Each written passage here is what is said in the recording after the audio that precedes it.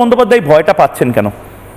এটা কি একটা কারণ যে মমতা বন্দ্যোপাধ্যায় বুঝতে পারছেন 5% ভোট এদিক ওদিক হলেই এবার খেলা শেষ? কেন?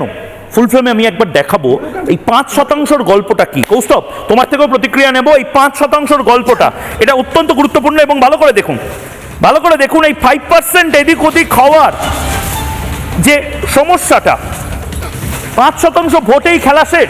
তৃণমূল পেয়েছে 45.76% ভোট 2024-এর নিরিখে, আর বিজেপি পেয়েছে 38.73% ভোট।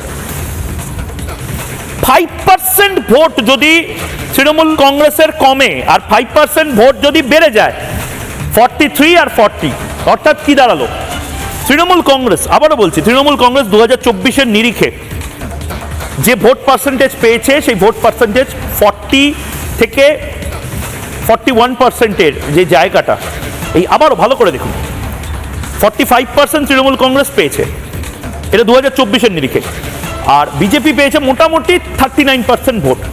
5% ভোট তৃণমূলের যদি কমে যায়, বা 5% মানুষ যারা হয়তো অনুপ্রবেশকারী বা রোহিঙ্গা এরকম ভোট যদি কেটে যায়, আর বিজেপি যদি নিজের ভোটটা 2-3%ও বাড়িয়ে নিতে পারে, তাহলে কি 43.73% ভোট নিয়ে বিজেপি এবার ক্ষমতায়?